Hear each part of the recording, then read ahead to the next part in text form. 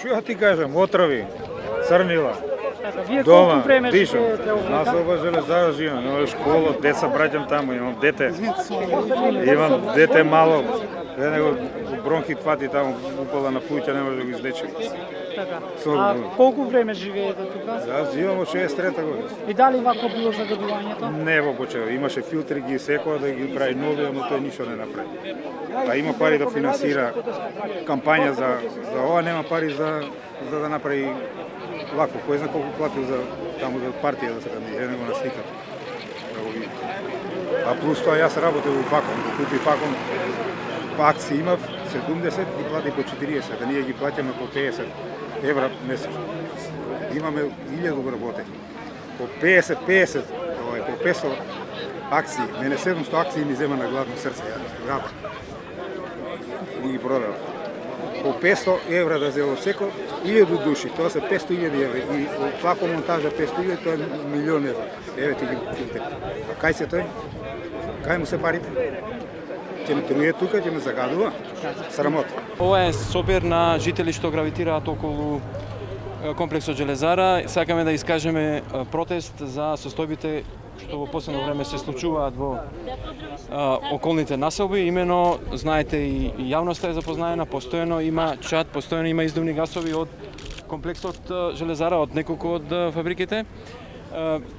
Казните не се решение, имаме информации дека некои од фирмите овде ќе бидат казнети. Решение се дозволите интегрирани еколошки дозволи кои што треба да бидат испочитувани до крај за да може да се заштити здравјето на нашите деца. Здравјето на нашите деца нема цена. Затоа нема компромис со загадувањето. Собрани сме повеќе, десетици, стотици овде. Гледате, има младите носат и газ маски. Значи иднината наша на нашите деца не смееме да ја загадуваме и затоа со овој протест укажуваме, апелираме до јавноста, апелираме до институциите да се завршат својата работа и соодветно на тоа да рокот кој што им се даде за решавање на проблемот со филтрите да не се пролонгира повеќе, туку тоа веднаш да се испочитува. Уште еден апел да дојдете навечер. Значи, повикувам и новинарите, јавноста, или во недела попладне, навечер, во недела да видите што е загадување. Значи, сега нема ништо, ако ги свртите камерите на кај и на кај Макс Стил, ништо нема. Меѓутоа, после, навечер, ноќе е ужас. И во населбите Бутел, Сингелич, Железара, Автокоманда, загадувањето е енормно. Се оградуваме од било каква политичка провиненција. Станува збор за собир на граѓани загрижени од фактички многу реален проблем кој влијае врз сите нас. Се што сакаме да направиме е да го свртиме вниманието кон тоа дека овде беше наложено законски да се постават филтри на почетокот на април оваа година и еве на тука ситуацијата не е смената воопшто од тоа што беше во април минатата година. Се што сакаме е да кажеме дека проблемот продолжува и дека нашето право на здрава животна средина и правото на неродените не се воопшто помалку важни од нечие право на заработка и профит. Дом со години наназад апелираше и конечно успеавме да издействуваме од владата поставување на рок за затварање на големите индустријски капацитети. Тој рок беше 1 април во кој што 1 април 2014 во кој што рок голем дел од индустријските капацитети се стекна со интегрирана дозвола. Меѓутоа се уште остануваат големи индустријски загадувачи кои што и понатаму ја загадуваат човековата околина, а особено тоа станува збор значи за Макстил и кој што директно го загрозува здравјето на жителите на Железара, Бутел, Ченто и така натаму. Ние и понатаму стоиме цврсто на ставот дека големите индустријски капацитети мораат подитно и во најскоро време, без одложување на веќе дозволените пролонгирани рокови, да ги зачуваат, да ги задржат процедурите и да успеат значи во дадениот рок да обезбедат интегрирани дозволи.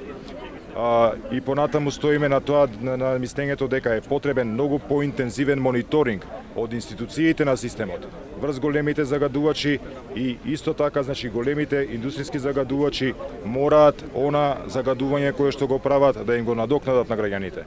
Тоа значи да има да дозволат средства со кои што ќе дозволат да се направат нови зелени појаси, да има пошумување на просторот и исто така значи да поведат сметка и за здравјето на граѓаните. Вечер нема ништо. После 7 саатот Исто како Чернобил да гледаме. Од терасине. Сабале до 8 сатот. После 8 ги гасат печките и снемува ништо. Значи, тоа се работи само преку ноќта. На терасите прозор не смееш да отвориш ниту еден прозор, ниту ништо не можеш да отвориш. Ако отвориш, има што да видиш на плочките, на прозорите, црнило. Она е отров. А за тоа никој не презема мерки, ниту надлежните, никој. Ни една институција. Се жалевме и одевме и секаде и секако. Никој од тоа, никој ништо не презема. Од Железара сум. Внуци имам две внучиња. Среќа што одат на тренинзи, одат спортуваат и така поредко се вртат дома. Иначе ноќите не се диши. Прозорот денеска избриши го, утре сабајле црвенило е. Ниеден прозор не е асфално, мислам како што треба. Не се диши. Веруете, јас сум одам на диализа, јас кој ќе доам, ја не можам да дишам кој ќе се со притисок паднат и не можам. Тоа да ви е јасно дека ова еднаш мора да се среди. Живеем од 70-та година овде. Стварно е ова катастрофа. Ја не можам да сватам човек кој што се кандидирал за пратеник, а го труе сопствениот народ. Тоа е срамота. Не е само за нас овдека, тоа е за цел град на Скопје. Цел град. Не е тоа само за нас. А гледам овдека малку луѓе се собрани, тоа е срамота. Срамота. Па би молел и би апелирал до владава што е да си превземе мерките и да си исполни задачата. Во колку не се исполни, ние пак ќе се собереме овде на исто место. Али во поголем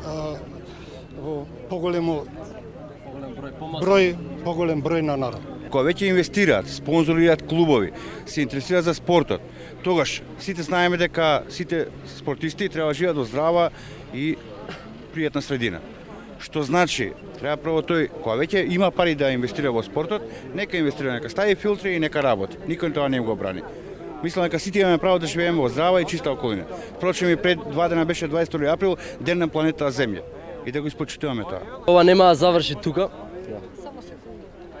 Да најавиме дека нема да заврши ова денеска, дека колку повеќе ќе ни игнорираат, толку помасовни ќе бидеме и протестите ќе станат порадикални. Значи од тука нема да мрдаме. После 2 недели ќе има тука 2000 души, јас ви гарантирам дека луѓето ќе се соберат и дека ќе кажат стоп на ова лудило што се дешава. Ако мисли господинот Минчо дека може да направи болница и тука да не убива, после да не лечи, со тоа се излажал. Значи од сега па натаму, во наредните 2 недели ќе имаме подготовки, од тогаш па ако треба секој ден во друг период кога ќе може повеќе народ да се собере, од тука па натаму ќе биде све блокирано.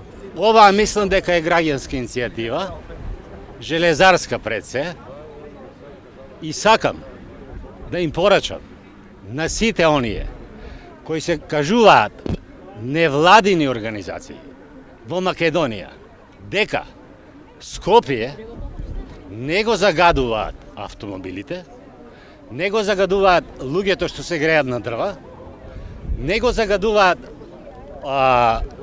огновите батникарски. Ова лудило е само од Железара. И ова мора да престане, затоа што имаме деца, имаме внуци, веќе го кажаа некој ми се чини, и затоа ќе се приклучиме на секој повик што ќе биде во функција на решавањето на овој проблем.